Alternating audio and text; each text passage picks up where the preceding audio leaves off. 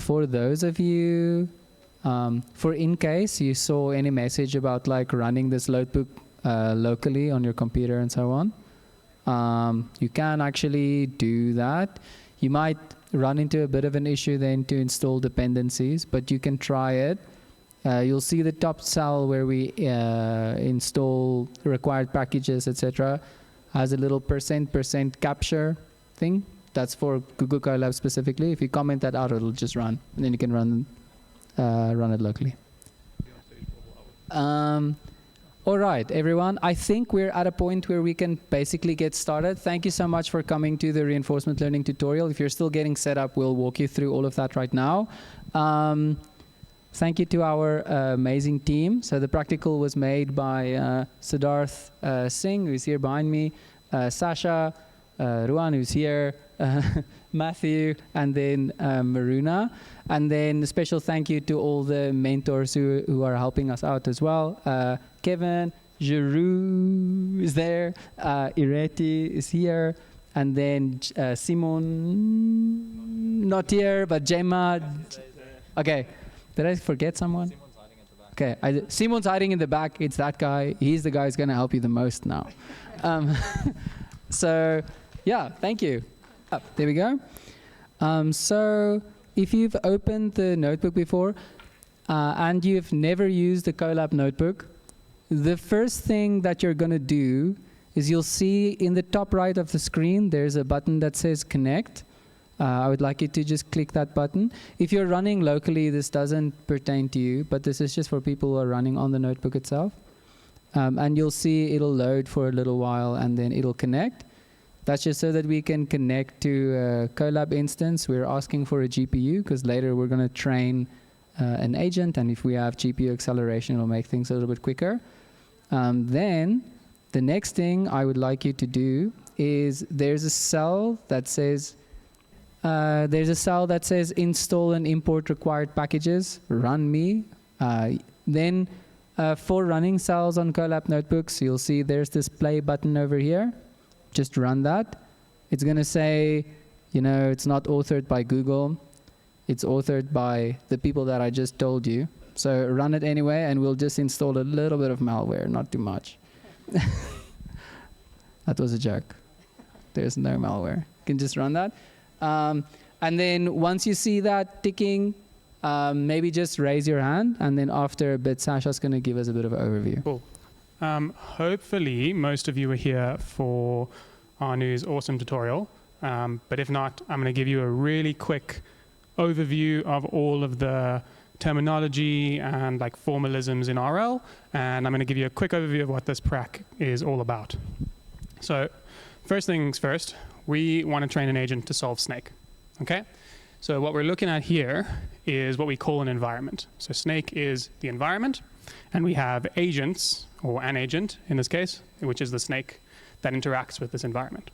Okay? In an environment, in order to move, you take actions. So in our case, the Snake can move up, right, left, down.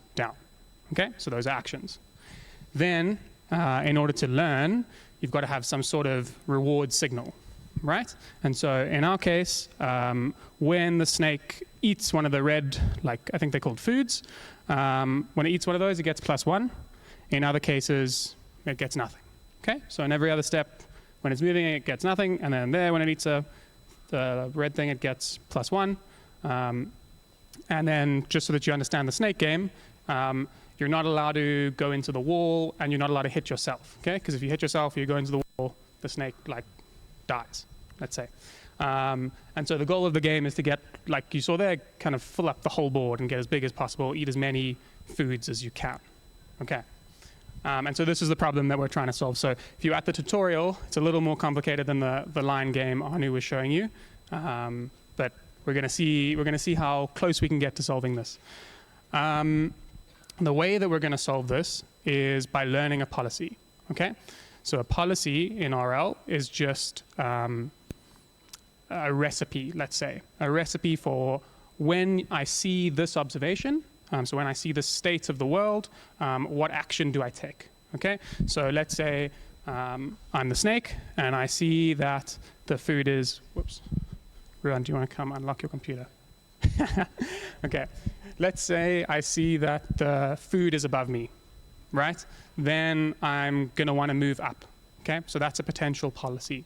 Okay, and so what we're going to try and do in this practical is we're going to try and learn a policy that can play snake effectively and maybe be as good as this guy. We're going to go through different ways that you can learn a policy, different ways that you can parameterize a policy, and hopefully by the end of it, you guys will understand policy gradients and the kind of first introductory algorithm in policy gradients, which is called reinforce.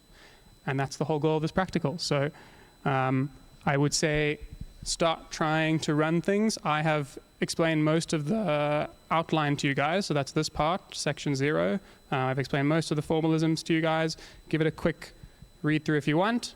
And then start trying to run, I think, section 1. Right, okay. Everybody make sure that you've run. I think it's right at the top. Yeah, I might need Ruan's help here to find the cell. Here we go. Make sure that you've run the install one and make sure that you run utilities. Okay, that'll just allow you to run everything for the rest of the prac. If you run into a situation where your internet works, you open the notebook and it just says loading at the bottom, just wait a little bit. It'll take a few minutes. It's because of the GIF. The GIF's really big, so the notebooks can just take a second to load. All good things must come to an end. Everyone say, oh no. Anyway, so we've unfortunately run out of time for the practical. The practical is over. Well, us being together is over. The practical is not over. These will remain online indefinitely. We have no intention of taking them offline, and so you can do these practicals at your own pace and work through them and use your favorite AI tool to tutor you. Another thing that's important, that's very different in this year's Indaba, is that the practicals are not stopping here. This is step 1 in an ongoing learnathon. So there's going to be, actually for reinforcement learning, there's going to be 2 more online tutorials after the Indaba, which we'll run. There'll also be practical notebooks like this, where we're really trying to dive into, at the end, implementing an algorithm that's actually a very, very strong baseline called proximal policy optimization.